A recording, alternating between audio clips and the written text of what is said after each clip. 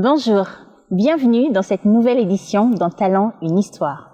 Aujourd'hui, nous allons à la rencontre de Nelson Tshishudi, entrepreneur aux multiples casquettes qui va nous raconter son parcours. Suivez-moi.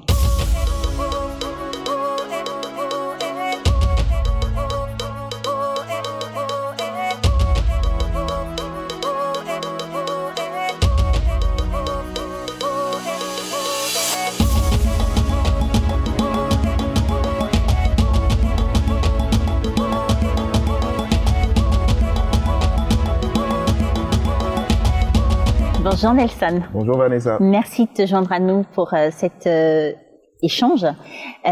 Pour ceux qui ne te connaissent pas, est-ce que tu peux nous parler un peu de ton parcours? Qui es-tu? Alors, c'est déjà un plaisir d'être là. Je m'appelle Nelson Tshishudi, comme tu l'as dit. Je suis entrepreneur, formateur et je me définis comme un éternel curieux parce que pour moi, apprendre et apprendre tous les jours, c'est très important. J'ai à mon actif 2 entreprises. Une première qui est dans la formation, qui s'appelle Mapinga. Une deuxième qui est dans le Big Data et Internet, qui s'appelle Lopango, qui est mon dernier bébé. Et je forme dans à peu près 11 pays en Afrique et dans le monde. Waouh. Dis-moi, avant d'arriver justement à tes 2 entreprises, est-ce que tu peux nous parler un peu de ton parcours professionnel? Qu'est-ce que tu as fait pour arriver justement à ce niveau-là aujourd'hui? Alors, professionnellement, j'ai travaillé pour plusieurs entreprises dans des télécoms, notamment en RDC. C'est assez particulier parce que je travaillais et j'étudiais en même temps. Mes premières études, c'était en droit. Et ensuite, je me suis rendu compte très vite que ce n'était pas du tout ce que j'avais envie de faire, ça ne me correspondait pas du tout. Et je suis donc passé au marketing. Et marketing, j'ai commencé à travailler dans la création et le digital. Je me suis rendu compte que c'était vraiment la chose dans laquelle je voulais m'épanouir, ce qui va m'amener à quitter le droit et à finir mon marketing, mais surtout à me concentrer sur tout ce qui était digital et création jusqu'à obtenir des certifications de Adobe. D'accord. Tu parles très rapidement sur cette partie certification d'Adobe parce que, à ce que je sache, vous n'êtes pas très nombreux en Afrique à avoir cette certification, justement. Voilà, oui, c'est pas faux. On est en 2014, je pense. J'ai démissionné de mon dernier boulot et je veux me consacrer pleinement à la création et au digital. Mais à cette époque-là, il n'y a pas de centre de formation, il n'y a pas de centre où je peux me former, il n'y a pas de cursus, on va dire ça comme ça. Et je me dis, dans un pays où il n'y a pas de centre, où il n'y a pas de cursus, on me dit que c'est complètement impossible. Je dis, je veux passer des certifications Adobe. Et à l'époque, j'en ai passé 6 dans la création et dans le digital. Et ce qui était passionnant, ce qui était intéressant, c'est que à l'époque, il n'y avait qu'une seule personne qui en avait plus. C'était un Américain, il en avait 8. Et donc tout de suite, il y a plein de petites lumières qui s'allument, il y a plein de gens qui sont mis au courant que voilà, il y a un Africain qui vient de passer 6 certifications. Et je pense qu'à partir de ce moment-là, j'ai atteint un autre niveau dans ma carrière parce que là, j'avais finalement la crédibilité que j'étais en train de rechercher. Je savais faire les choses, mais j'avais besoin qu'un papier dise « il sait faire ce qu'il dit qu'il sait faire ». Et là, c'était le cas et ça a permis d'ouvrir énormément de portes. Ça m'a permis d'avoir énormément d'opportunités pour justement me lancer en tant que vraiment designer et en tant que créateur de solutions digitales. Alors, tu dis tout à l'heure qu'il n'y a pas de centre, il n'y a pas d'endroit où se former. Comment tu y arrives justement à le faire? Je suis comme beaucoup encore aujourd'hui un autodidacte. Mon meilleur professeur, je le dis tout le temps, ça a été YouTube. Je me suis formé, j'ai blanchi de nuit parce que je me suis dit, il faut qu'on arrive il faut que j'arrive à être crédible. Il faut que lorsque je dis que je sais travailler avec Photoshop, avec Illustrator ou tout autre logiciel sur lequel je travaillais déjà à l'époque et que je voulais me faire certifier, que ce soit concret, que je montre quelque chose qui dise oui, ça c'est possible. Ici, il n'y en avait pas. Il n'y avait pas de centre, il n'y avait pas de centre dans toute la sous-région. Il n'y en avait pas à l'époque. Et surtout, ce qui était encore plus difficile, c'est qu'à l'époque, il y avait très peu d'examens qui étaient en français. Donc il fallait les passer aussi en anglais ensuite. Et ça a été quelque chose d'extrêmement challengeant. J'ai pas envie non plus de dire n'importe quoi, mais c'était difficile. C'était très difficile parce que il fallait se préparer continuellement. Et puisqu'il y avait personne qui te montrait la voie, puisqu'il y avait personne qui te disait qu'il avait déjà passé cette certification-là et qui pouvait t'aider, t'accompagner, il y avait personne. Donc tu devais tout faire tout seul. Par moments, ce qui prenait à un Américain ou à à un Français une semaine pour qu'il apprenne parce qu'il a un coach, il a quelqu'un qui l'accompagne, bah toi ça va te prendre un mois parce que tu es tout seul. Pendant ce temps-là? Voilà. Non, à cette époque-là, j'étais tout seul. Parce que pour la petite histoire, je démissionne de mon dernier emploi qui était plutôt bien payé. Et je dis à tout le monde, à partir d'aujourd'hui, j'ai envie de me consacrer totalement au design. J'ai envie de me consacrer totalement à la création de solutions digitales, parce que c'est création des sites internet, des applications, ainsi de suite. Et déjà même ma propre famille, tout le monde me dit tu es fou. Tu es fou parce que tu as plutôt un bon salaire. Pourquoi tu as envie de laisser tomber tout ça? Et moi je leur dis, je ne me sens plus à ma place. Je vais au travail à reculons, en 2 heures, 3 heures, j'ai fini ce que j'ai à faire et je m'ennuie complètement. Ça ne me demande pas d'être aussi créatif parce que j'étais directeur général adjoint, donc je suis beaucoup plus dans l'administratif et autre chose que dans la création. Et là, tout le monde me dit, mais tu es fou, ça ne peut pas se faire. Et comme je le dis, les quelques personnes qui étaient déjà dans le métier, que tu rencontrais, qui connaissaient peut-être 2-3 choses au niveau de l'outil, lorsque tu leur posais la question, ils te disaient, bah alors tu cliques ici, tu fais là, tu fais cette courbe et puis c'est bon. Et toi tu faisais, et tu allais essayer chez toi à la maison, ce qu'il avait fait en 3 clics, bah toi ça marchait pas du tout. Tu maudissais les ancêtres et tout ce que tu veux, ça marchait pas. Et donc il fallait tout apprendre tout seul et c'était un travail extrêmement prenant mais aussi extrêmement gratifiant. Et je reviens encore à cette certification. Comment tu y arrives?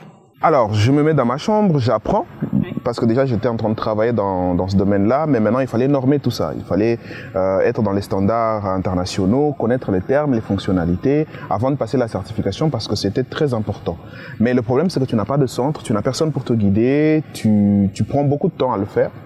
Et là, j'arrive finalement à avoir un certain niveau, je me dis que je suis prêt, mais pas de centre dans la sous-région. Le centre le plus proche que j'ai est à Paris, donc il faut encore s'organiser pour aller jusqu'à Paris, passer sa certification et à partir de ce moment-là, l'avoir.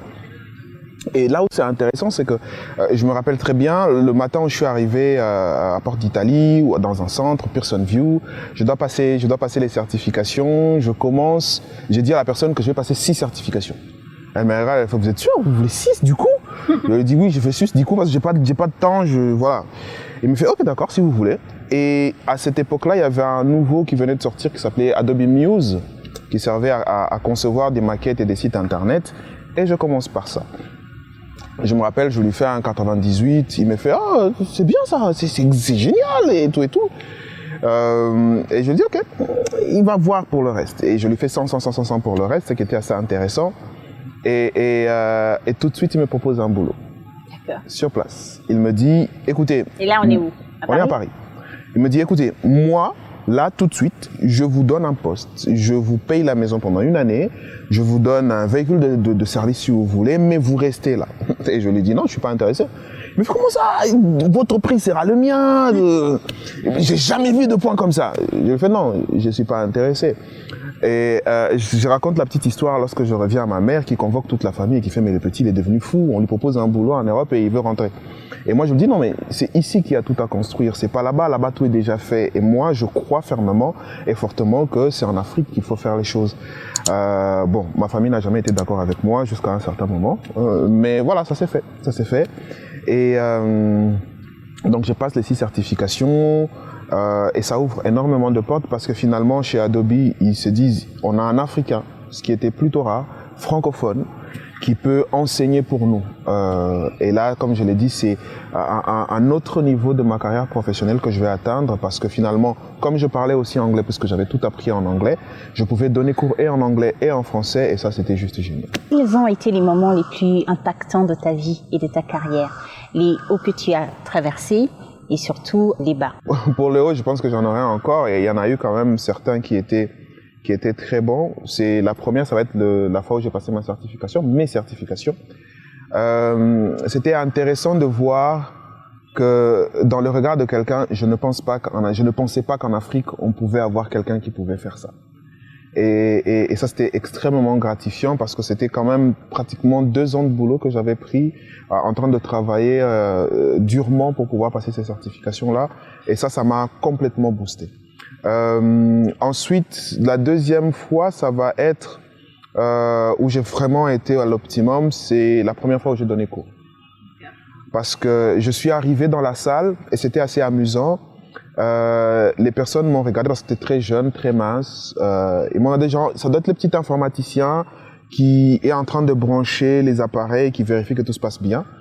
Et lorsque le cours a commencé, j'ai commencé à parler, ils étaient en mode non, ça peut pas être possible, ça peut pas être possible. Donc avoir commencé comme ça et puis à la fin que les gens m'aient dit, écoutez, on avait déjà appris ces choses, on les connaissait, mais on les avait jamais entendues comme ça et là on est sûr que ça va nous servir dans notre carrière, c'était extrêmement gratifiant. Ça c'est vraiment les hauts. Ensuite, en termes de fois où je me suis senti complètement décomposé parce que c'était extrêmement difficile. Il y en a eu tellement que je ne sais pas lesquels choisir. Je prendrais la plus grande leçon que j'ai eue dans ma vie, je pense que j'étais encore à l'université. En ce moment-là, je suis en train de passer par une époque extrêmement difficile parce que j'ai quitté mon premier travail et je suis en train à la recherche du deuxième. Et c'est une période transitoire assez compliquée, mais en même temps, je suis en train d'étudier. Et je me rappelle, pour ceux qui connaissent un peu Kinshasa, j'habitais Mama Mobutu. Et j'ai étudié à l'UPC, qui est, c'est à peu, je sais pas, on peut être à facilement 20-30 kilomètres, très facilement. Et il me restait 3 examens et je n'avais de quoi aller à l'université que une fois ou 2 fois, on va dire. Et donc il y avait où je décidais d'aller 2 fois correctement et donc je ratais un examen, ou alors je décidais de revenir en marchant.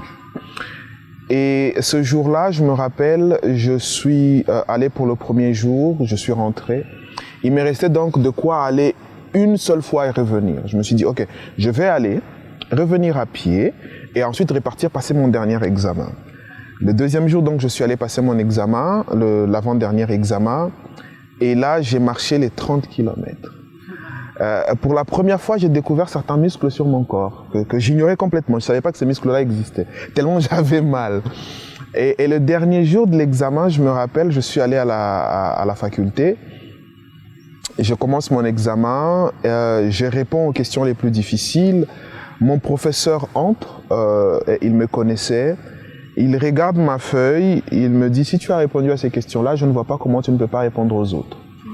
Il me donne un 19 sur 20 sur un cours qui avait une grosse pondération et il me dit tu peux sortir. Ce qu'il ne savait pas, c'est qu'il venait de bousiller un plan que j'avais minutieusement travaillé. Moi, je travaillais lentement en me disant je vais finir à au même timing que mes copains pour dire à un d'entre eux est-ce que tu as 500 francs à me prêter, je vais prendre mon bus, je te les rends. Et donc là où on m'envoie, parce que je ne dois pas rester à côté des salles des examens, je ne vois personne sortir. Et puisque c'était le dernier examen, mes amis se sont dit, bah, il a fini, il est rentré, moi si je finis, je rentre. Donc lorsque je reviens dans la salle, il n'y a plus personne. Et là, mon corps me dit, si tu crois que je vais te porter encore 30 km, tu as complètement menti. Et je me regarde et je me dis, je ne suis pas si mal habillé que ça, je ne suis pas moche, je suis plutôt propre. Bah, je vais demander de l'argent au premier venu que je vais rencontrer parce que là, j'en peux plus.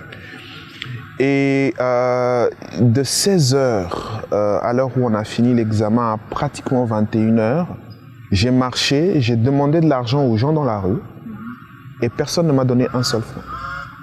Personne ne m'a rien donné du tout. Je suis arrivé à un arrêt de bus, je me suis assis et j'ai dit à Dieu, bon, si je dors ici, je dors ici. Je m'en contrefiche et si tu fais rien, c'est ton problème, c'est plus le mien. Et aux environs de 23h, 23h30, un des chauffeurs de bus qui était venu répartir me voit assis et il me fait, mais tu fais quoi là? Pourquoi tu rentres pas chez toi? Je lui dis, j'ai pas d'argent. Il me dit, tu vas où? Je lui dis, je vais à Mama Mobutu. Il me dit, monte. Là, je suis à Batété, là, pour ceux qui connaissent un peu. Monte. Et donc, je monte et le chauffeur, ce monsieur me dépose.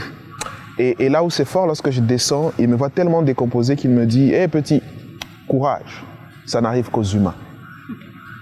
Et ces jours-là, j'ai pas vraiment compris le sens de cette phrase, je vais le comprendre plus tard. Mais pourquoi est-ce que c'était une grande leçon pour moi? Parce que 3 ou 4 mois plus tard, j'ai finalement un nouveau boulot qui est super bien payé. Et je me pose la question un jour en marchant, si les personnes à qui j'avais demandé de l'argent ce jour-là savaient que j'allais avoir 1 million de fois ce que je leur avais demandé, me l'auraient-ils accordé au fait? M'aurait-il donné ces $1 dont j'avais besoin pour pouvoir me déplacer? Et là, je me rends compte que l'humain, finalement, parce que rien n'avait changé en moi. J'étais le même, j'avais la même tête, j'étais habillé pareil, je pouvais travailler pareil. Et à partir de ce moment-là, l'humain, pour moi, est devenu extrêmement important dans tout ce que je fais. La deuxième chose qui m'a fortement marqué, ici, il y a encore quelques temps, c'est que mon dernier bébé, qui s'appelle Lopango, on l'a monté jusqu'à un certain niveau et il y a eu un couac et j'ai perdu toutes les données. Et là, pour la première fois, je suis fan de Rudyard Kipling avec son texte Si, If. Et là, pour la première fois, le texte a pris du sens pour moi. Si tu peux voir détruit en quelques secondes l'œuvre de ta vie et sans te plaindre, commencer à rebâtir, lire, c'est quelque chose. Vivre la chose, c'est différent. Et là, je l'ai vécu. Accepter que, ok, là, c'est l'œuvre de toute une vie. Ça allait plutôt bien, ça montait. Et là, tout est détruit. Et je n'ai pas le temps de me plaindre.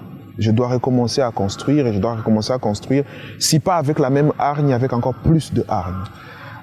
Ces deux fois-là, je pense que la première m'a appris l'humilité. Le fait d'être humain. La deuxième m'a appris la résilience. Le fait de ne pas abandonner. J'aime dire une phrase de Denzel Washington qui dit « Fall forward ». Tomber, mais tomber en allant de l'avant. Même dans votre chute, avancez.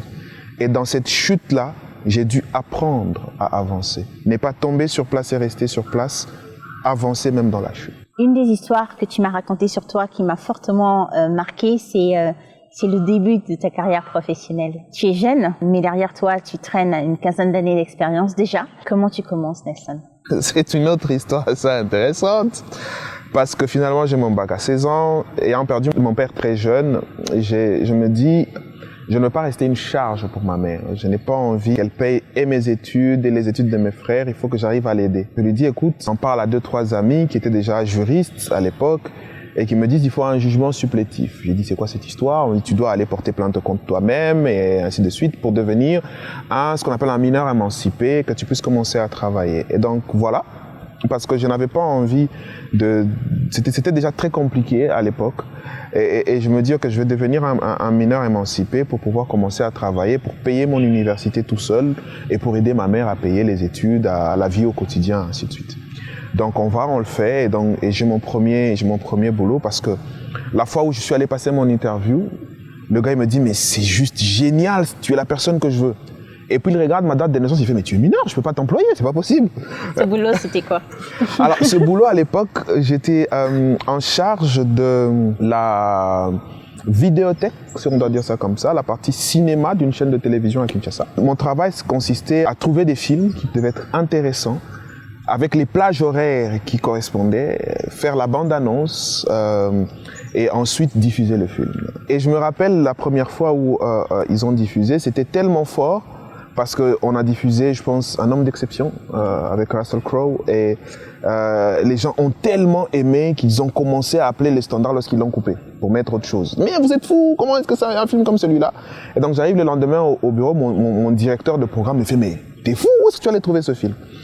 Et ensuite, ils vont passer à une diffusion satellitaire, ce qui fait qu'on ne peut plus diffuser ce qu'on veut. Il faut acheter les droits. À partir de ce moment-là, je perds donc l'emploi. Je n'ai plus d'emploi du tout. C'est là que va venir justement cette période un peu difficile parce que j'ai déjà commencé à étudier et cette fameuse histoire où je demande finalement de l'argent dans la rue. Mais ce qui est fort, c'est que ensuite, le deuxième boulot qui m'a fait, même pas un deuxième boulot, c'est vraiment une opportunité en freelance qui m'a fait gagner mes premiers $1000. C'était assez particulier. C'est le lendemain du jour où j'ai marché et que le monsieur me dépose et me dit finalement, ça n'arrive qu'aux humains. Le lendemain, je suis assis au bord de la route et je vois un ami, ou plutôt un grand frère qui passait. Il me dit, mais je te cherchais depuis des semaines. Et moi, je le regarde en mode, OK. Il me dit, mais j'ai un boulot pour toi. J'ai vendu du rêve à des gens et il faut que tu me crées tout, le logo et tout ce qu'il faut. Moi, je lui dis, j'ai pas de problème. J'ai pas de problème du tout, mais à l'époque, je n'ai pas de machine. Je n'ai pas d'ordinateur, je n'ai rien, je n'ai qu'une clé USB. Et sur cette clé USB, j'ai un Photoshop portable. Je lui dis, si tu me trouves un endroit où je vais travailler, j'ai pas de problème, je travaille. Et donc, on va dans un cybercafé, de nouveau Batete, là où j'étais la veille. Et là, je rencontre le monsieur et je lui dis, écoutez monsieur, si vous me donnez une machine, je vous paye le triple de votre tarif. Mais je dois avoir une machine et je dois travailler. Le monsieur, je pense que plus par défi... J'avais pas d'argent. Je pense que plus par défi qu'autre chose, le monsieur m'a regardé, il a fait « Ok, tu prends une machine là-bas et tu commences à travailler. » Je commence à travailler, vers midi, le monsieur arrive pour que je lui présente ce que j'avais commencé à faire. Et il est tellement content qu'il dit au gars, tout ce qu'il veut, vous lui donnez. Donc, depuis la veille, c'était la première fois que je mangeais. Parce que je n'avais pas mangé du tout la veille, c'était très compliqué et tout. Et donc, je prends des gaufres, voilà, je mange. Et là, il me dit, bon, moi, je repars au boulot, ma pause est finie. Je reviens lorsque tu as fini, comme ça, on fait le point. Et là, il revient le soir, il regarde tout ce que j'ai créé, il imprime ses papiers en tête, il imprime sa carte de visite, il est hyper content. Il me dit, je te dépose chez toi, il n'y a pas de problème. De toutes les façons, il allait dans la direction de chez moi. Et là, pour la toute première fois de ma vie, la question « Combien je te paye ?» je n'avais pas de réponse. Parce que dans ma tête, je me dis, si je lui donne un gros montant et qu'il me dit « Passe demain au bureau pour récupérer les sous », moi, je sais qu'à la maison, on n'a pas mangé, qu'on n'a pas de quoi manger, je me dis ça va être compliqué. Si je lui donne un petit montant et qu'il le paye là, ça me permet de survivre 2-3 jours, je n'aurais rien fait. Qu'est-ce que je lui dis? Et là, je me dis, je lui réponds, écoute, tu es mon grand frère, tu vas me payer combien? Le monsieur me regarde et il me fait, voilà $1000. Moi, dans ma tête, c'est alerte rouge, je cours dans tous les sens dans ma tête, mais je reste digne. Je reste digne dans sa voiture. Il me dit, ça c'est ton avance, et si tu passes demain, je te remets encore $1000 pour que tu aies fait finalement les impressions et tout ça et tout ça. Dans ma tête, je me fais, wow, je n'avais jamais touché $1000, hein, donc voilà, d'un coup, non. Et là, il me dit, et voici 200 000 francs congolais à l'époque pour ton transport, pour tout ce que tu as à régler et tout ça et tout ça. On arrive à un rond-point, en plus de $2000. Et là, on arrive à un rond-point qui s'appelle UPN. Et moi, ça fait tilt dans ma tête. On n'a pas de quoi manger à la maison. Je peux pas arriver à la maison les bras ballants avec de l'argent. Alors, je lui dis, oh non, écoute, j'ai quelqu'un que je dois voir ici. J'ai complètement oublié, tu peux me déposer là. Il me dit, tu es sûr? Je dis, oui, je suis sûr. Je descends de sa voiture. Il me dit, on se voit demain au bureau. Hein, n'oublie pas, passe à 13h, comme ça, que je serai à la pause. On peut discuter calmement. Je descends du véhicule, je vois le véhicule s'éloigner. Je rentre dans un magasin. Et je pense que le gars dit me trouver fou parce que je dis je veux ça. Je pense qu'à peu près $100 de ces 200 000 francs qu'il m'avait donné partent là. Et puis je me rappelle que finalement tout ça, il faut quand même les préparer. C'est un sac de riz, de machin. Non, il faut quelque chose qu'on va manger immédiatement. Je vais dans un fast-food, j'achète de la bouffe, je reviens. À Kinshasa, c'est pas comme ici, vous n'avez pas de taxi comme partout. Donc je prends un taxi qu'on appelle express, entre guillemets, je lui dis je vais à tel endroit, il me dit ok, je te dépose pour $10. Je le prends, il n'y a pas de problème, on y va. J'arrive chez moi, ma mère est en mode je sais pas comment on va faire pour manger aujourd'hui. Et là je demande à mon petit frère, viens, on va décharger le taxi, on décharge. Elle voit le sac passer, oh ok. On fait 2-3 tours avec des trucs, et à la fin je dis voilà la bouffe si vous avez envie de manger. Et je donne les $1000 à ma mère en lui disant écoute, on m'a donné cette avance, tu peux planifier ce que tu veux avec pour ce mois-ci. Et là, ma mère va faire quelque chose d'extrêmement puissant. Et elle ferme les portes, elle ferme les fenêtres, elle nous appelle tous, mes frères et ma petite sœur. Elle prend les $1000, elle les jette par terre. Et elle nous dit, on va tous marcher sur cet argent. Je suis en train de préciser que c'est des billets de $100, ok, et qu'elle jette les billets de $100 par terre. Elle dit, on va marcher sur cet argent et on va déclarer qu'à partir d'aujourd'hui, c'est nous les maîtres. Que l'argent va nous servir, qu'on ne va plus jamais en manquer. Et on fait donc ça. Et je peux te dire que c'était la dernière fois qu'on dormait affamé. C'était la dernière fois où on arrivait à un point où vous n'avez plus rien dans le frigo, plus rien dans le congélateur, vous ne savez pas comment vous allez faire pour demain. Et ça, c'était assez fort, c'était assez puissant, puisque c'est resté clairement dans ma tête. C'est toi le maître de l'argent. L'argent ne peut pas être ton maître. C'est un outil que tu utilises pour pouvoir arriver à tes objectifs. C'est super puissant ce que ta mère fait ce jour-là. Et quelle est la suite justement de ta carrière? Et donc, ça nous permet de survivre pendant un moment. Quelque temps après, il y a une de ses amies qui dit « Mais toi, tu parles plutôt bien, tu parles anglais, tu parles français. Je pense que j'ai quelque chose pour toi qui devrait être intéressant. » Elle fait tout pour que je sois engagé au niveau du call center de Vodacom. Et là, j'arrive chez Vodacom, on a une formation de 3 mois avant de pouvoir prendre un combiné et être au call center. On nous forme donc. Et déjà là, j'ai une première expérience assez intéressante puisque un jour, quelqu'un pose la question, mais pourquoi est-ce qu'on demande aux gens d'éteindre les téléphones dans les stations-service et le coach qui nous donnait cours ce jour-là, il s'appelait Kaskaniki, je me rappelle très bien. Il dit, je sais pas, je n'ai aucune idée de ça. Et si quelqu'un dans la salle a une réponse, qu'il nous dise. Moi, je lève la main, j'explique que, en fait, il y a des rayons qui émanent du téléphone, qui produisent de la chaleur et qui peuvent créer un incendie. C'est pour ça qu'on demande de ne pas utiliser son téléphone parce que lorsqu'on est en plein appel, il y a la DAS qui émet de la chaleur et tout ça. Et lui, il vient, il me serre la main et dit, toi, tu connais des choses, ça me plaît. On finit la formation et dès qu'on l'a fini, on m'appelle le lendemain pour me dire, écoutez, monsieur, on est plutôt intéressé par votre profil, on aimerait que vous passiez au back-office. J'ai fait, mais je suis au call center. Oui, à partir de demain, vous allez être formé pour les back-office parce que finalement, on veut que vous soyez sur le back-office. Et donc, je me retrouve au back-office en tant que data specialist. Je travaille pendant un temps. Et j'arrive un jour, ça c'est assez intéressant, la connexion ne passe pas. Sauf que entre-temps, j'avais travaillé dans un cybercafé. Et pour ceux qui connaissent un peu Windows 7, Windows 7 avait un problème où la connexion arrivait sur la machine, mais la machine ne pouvait pas se connecter. Et c'était ce problème-là qu'il y avait ce jour-là. Donc moi, j'arrive sur mon poste, je vois que la connexion, c'était une petite boule bleue. Et c'est que je suis connecté, mais j'essaie de me connecter à Internet, j'arrive pas à le faire. Et donc, je bidouille 2-3 trucs. Chez moi, ça passe. Mon collègue, il me regarde en mode, mais chez toi, ça passe comment? Il essaie chez lui, ça passe pas. Et il était au téléphone avec un client, il fait des signes au team manager, au team leader plutôt, en disant, écoute, chez lui ça passe. Le team leader m'appelle et me dit, comment tu as fait? Je lui explique un peu, j'ai travaillé dans un cyber, je connais la problématique et tout. Il appelle le manager me dit, comment tu as fait? Je répète encore la même chose. Et il me dit, alors je considérais que tes targets du jour, du mois sont accomplis si tu arrives à me connecter tout le monde dans ce bâtiment. Moi, j'ai fait, OK, je pense que je peux y arriver. Je prends une clé USB, je réparamètre tout ça et j'enregistre les paramètres sur la clé USB. Et je fais tout le truc call center et back office.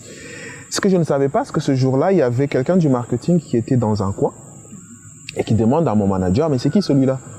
Il dit, mais c'est un petit nouveau qui est arrivé il y a à peu près une semaine, il est plutôt bon, et ainsi de suite.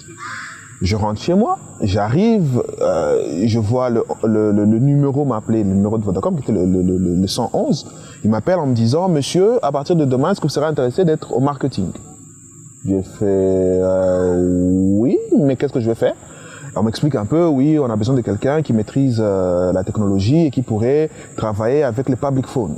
Tout ce qui était personnes qui avaient des petites kiosques dans la rue et qui faisaient téléphone public et tout ça. Et recharge. Et je me dis, OK. Et donc, voilà, je me retrouve embarqué au marketing. Après, probablement 3 semaines après avoir commencé tout le boulot. Donc, j'ai eu des promotions extrêmement rapides. Et là, ça décolle, ça prend, ça devient quelque chose d'énorme. Je quitte Public Phone, je deviens vraiment, je rentre vraiment dans le marketing en tant que marketing and sales manager. Ce qui est intéressant, c'est que je demande qu'on me fasse des affiches, qu'on me fasse des plateformes digitales, et on me dit à chaque fois, c'est pas possible. Je fais, mais si, c'est possible. Oui, mais c'est trop compliqué. Je fais, oui, mais on peut y arriver. Et non, ça va nous prendre trop de temps. Et c'est là que je commence à m'intéresser au design et à tout ce qui est solutions digitales. Et je m'y intéresse tellement que mes amis à la faculté à l'époque, parce qu'il faut savoir que je travaillais en étudiant, me disaient, mais qu'est-ce que tu fous ici, toi? Parce que tu peux parler 2 minutes de droit ou de marketing, mais tu vas parler toute 1 heure d'informatique. Pourquoi tu es là? Et ça devient vraiment une passion, ça devient quelque chose qui grandit en moi, ça devient une évidence. Et lorsque finalement Kelly Poiti, qui m'a fait arriver à Brazzaville par l'entremise d'un ami qui s'appelait Yannick, me propose un poste ici, je quitte ce poste de Vodacom où j'étais super bien payé pour pratiquement recommencer à zéro. C'est-à-dire mon salaire a été peut-être divisé par 7. OK, mais je me dis, c'est ça ce que j'ai envie de faire. C'est pour ça que aujourd'hui je vibre complètement pour le design, je vibre complètement pour l'informatique. C'est ça que je veux rien d'autre. Et par passion, par challenge aussi, j'ai envie de dire, parce que il fallait tout commencer à zéro. j'accepte de quitter Kinshasa pour venir à Brazzaville. Et c'est là qu'en 2010, j'arrive à Brazzaville, fraîchement comme directeur de studio pour une entreprise qui avait une imprimerie numérique à l'époque. Et je monte ensuite les échelons pour devenir directeur général adjoint de la même entreprise en pratiquement 3 ans. Et là, je démissionne encore pour finalement créer ma propre entreprise. À chaque fois, j'ai envie de dire, j'allais à contre-courant. Là où les gens se disaient, ok, là, il est arrivé à un niveau, il est stable dans sa tête, je pense qu'il va rester là. Et moi, je disais non. Je me donnais un nouveau challenge et je repartais complètement à zéro, puisque lorsque je lance Mapinga à l'époque, je n'ai aucune expérience de l'entrepreneuriat, je n'ai aucun guide, je n'ai personne pour me dire, écoute, c'est par ici que tu dois aller. Et à partir de ce moment-là, ça devient extrêmement compliqué pour moi, parce que je me casse magistralement la gueule. Mais c'était intéressant parce que j'ai appris. J'ai beaucoup appris. J'aime déjà cette phrase qui dit qu'on n'apprend pas des réussites, on n'apprend que des échecs. Ma première entreprise m'a appris qu'il faut commencer petit. J'étais directeur général adjoint, donc j'avais un carnet d'adresses, j'avais déjà un certain standing de vie, j'avais une vision de la vie qui était celle où j'étais plutôt grand. Et à l'époque, je vais faire une grosse bêtise, je vais louer des bureaux à la Tournabemba, des choses qui te coûtent extrêmement cher. Et c'est ça qui va faire que justement j'échoue. Parce que tu te dis, il faut que je commence directement grand, il faut que je commence, Aujourd'hui, les gens, ils ont tendance à se dire, j'ai envie d'être le Steve Jobs, le Jeff Bezos, le Mark Zuckerberg de 2021. Mais est-ce qu'on sait comment il a commencé? Est-ce qu'on sait qu'il a commencé dans un petit garage avec peut-être $2000 et que c'était pas l'entreprise à 1000 milliards comme aujourd'hui? Et donc, c'est ça ce que j'ai appris. Je pense que si je devais retenir une seule chose que j'ai apprise de ma première entreprise, c'était celle-là. Commencer petit, accepter de commencer petit. Et je pense que la nature nous l'enseigne tous les jours. Quand on est tous bébés, on est tous tout petits. On commence tout petit et on grandit au fur et à mesure. On apprend à ramper, à marcher, ensuite à courir. Voilà. Justement, tu es parti de travailleur qui commence à la télévision, responsable marketing dans une société des télécoms, ensuite dans une imprimerie et après tu finis à ton propre compte. Aujourd'hui, tu as 2 structures. Qu'est-ce qu'elles font? Comment tu t'épanouis là-dedans? Et surtout, quelle est ta vision sur l'avenir pour justement tes 2 bébés? Pour parler de mes 2 entreprises, j'en ai 2 effectivement. La première s'appelle Mapinga. Pourquoi Mapinga? C'est parce que Mapinga, déjà en lingala, ça veut dire armée. Et pourquoi est-ce que je choisis ce nom? Parce que pour moi, il était important de créer une armée des gens compétents. Parce que je la crée tout de suite après avoir passé mes certifications. Et pour moi, c'est extrêmement important de former, parce que c'est ça le but, de former les gens dans tout ce qui touche le digital. Et comme je l'ai dit, l'aventure dans un premier temps, c'est un gros fiasco, parce que je m'y prends très mal. On arrête pendant un moment pour recommencer 2-3 ans plus tard. Et là maintenant ça va. Aujourd'hui on travaille avec beaucoup de centres au niveau de la sous-région, avec beaucoup de centres jusqu'en Afrique de l'Est ou en Afrique de l'Ouest, où on forme justement sur tout ce qui touche Adobe, sur tout ce qui touche Microsoft Office. Et la plupart du temps maintenant, aujourd'hui on est dans une autre phase où on forme les formateurs. Parce que le but, c'était de se démultiplier le plus possible en disant, OK, on forme une personne qui va en former une autre, qui va en former une autre, et créer ainsi une petite chaîne et une petite révolution. Parce que je pense que si 10 personnes forment chacune 10 personnes, et ensuite, ainsi de suite, on va pouvoir réellement créer une vraie révolution et être à un stade intéressant sur tout ce qui touche la technologie en Afrique et dans la sous-région. Donc ça, c'est Mapinga, et on continue à travailler dessus, on continue à trouver des stratégies pour travailler avec des centres, pour travailler avec des ONG. Personnellement, pour ces 5 dernières années, je dois avoir formé dans les 4000 personnes sur tout ce qui touche création des sites internet, création des applications, création de contenu avec tout ce qui est social media planning ou social media strategy, et tout ce qui est outils Adobe, Photoshop, Illustrator, InDesign, News, et ainsi de suite. Le deuxième, qui est le dernier bébé que j'ai, s'appelle Lopango. Une fois de plus, c'est un nom en langue locale. Il faut dire déjà que j'aime beaucoup les noms en langue locale, parce que pour moi, un Américain ne va pas appeler sa société Lopango. Il appelle Facebook parce que c'est sa langue de tous les jours. Je ne vois pas pourquoi je devrais appeler moi ma structure dans une autre langue que celle que je parle au quotidien, ou que celle qui est parlée par toutes les personnes que je connais autour de moi. Et avec Lopango, on travaille sur on va dire du marketing analytique avec du big data. On permet aux entreprises locales qui ont un espace public d'offrir Internet gratuitement à leur clientèle, et en contrepartie, nous, on va traiter les données, les informations, les comportements qui sont générés pendant qu'ils sont en train de naviguer à cet endroit-là, et permettre à ces entreprises d'améliorer leur chaîne de valeur, leur marketing, leur gestion de stock, et de mieux servir, mieux cibler et mieux servir leur clientèle. Parce que ça, c'est extrêmement important. Aujourd'hui, il y a très peu de solutions dans la sous-région qui permettent à tous qui ont des restaurants, des cafettes, même des cliniques, de bien connaître les personnes qui arrivent chez elles et de pouvoir mieux les servir. Donc aujourd'hui, avec l'Opango, on est en train de travailler là-dessus. On a eu, c'est vrai, beaucoup de complications, parce que c'est quelque chose qui n'était pas fait. C'est quelque chose où il y avait très peu de compétences aussi au niveau de la sous-région. Donc il nous a fallu non seulement commencer, mais aussi former toutes les personnes qui devaient travailler avec nous. Et ça a pris du temps. Mais là, on est en train de grandir comme il se doit, et c'est quelque chose de super intéressant.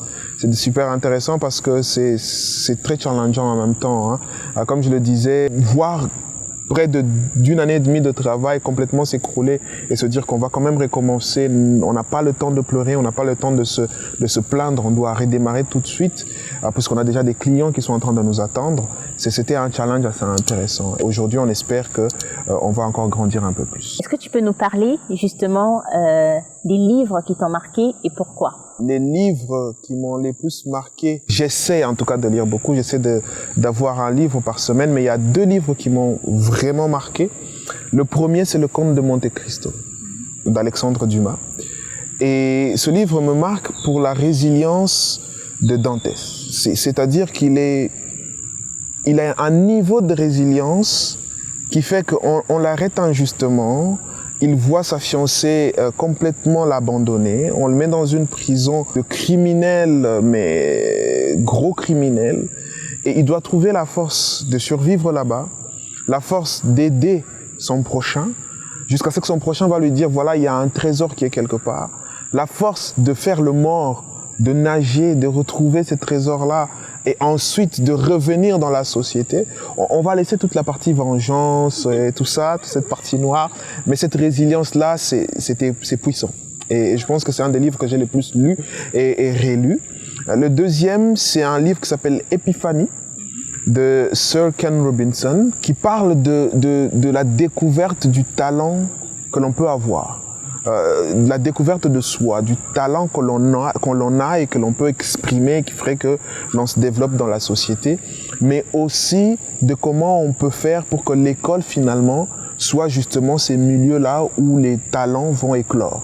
Puisqu'aujourd'hui, l'école qui existe est devenue obsolète, il faut se le dire. On teste plus la mémoire que l'intelligence. On fait emmagasiner plus de connaissances que des compétences. Comment faire pour que l'école justement devienne cet endroit-là où on se découvre, où on découvre le talent que l'on a et ce que l'on peut en faire dans le monde aujourd'hui. Et ces 2 livres-là m'ont énormément marqué. Le troisième que je citerai qui m'a beaucoup marqué, c'est un livre qui s'appelle Des idées des génies. C'est des frères Elf en anglais. Disons, ça dit aussi des idées qui collent. C'est comment est-ce que tu conçois une histoire et comment est-ce que tu la construis pour qu'elle devienne quelque chose de cohérente et qu'elle reste dans la tête des gens. Que ce soit une histoire qui va traverser les époques, que ce soit une histoire qui, voilà, un peu à la Apple, un peu à tous ces gens-là, ils ont un storytelling extrêmement puissant qui reste dans la tête des gens. Et ce livre-là, je pense que c'est un des livres aussi que j'ai lu au moins une dizaine de fois, parce que ça permet vraiment de structurer comment est-ce qu'on crée une entreprise et comment on crée la marque et on la diffuse. Ces 3 livres-là m'ont beaucoup marqué. Il y en a tout plein d'autres, mais je citerai ces 3-là pour ne citer que ceux-là. Et enfin, nous arrivons à la fin de notre échange, Nelson. Quels sont les messages que tu as à passer pour les générations à venir? On lui dit tellement de choses que je ne sais pas si elle aura le temps de tout écouter, mais je dirais que il faut qu'elle se donne les moyens.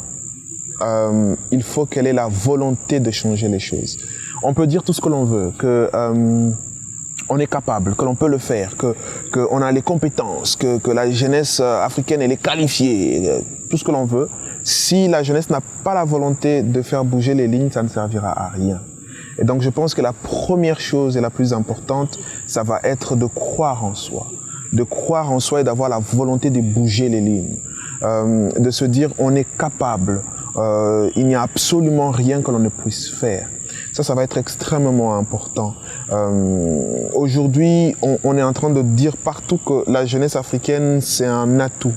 Mais si cette jeunesse-là n'est pas consciente de tout le pouvoir, de tout le potentiel qu'elle est et qu'elle a, elle va devenir plutôt une charge qu'autre chose. Et ça passe par la formation.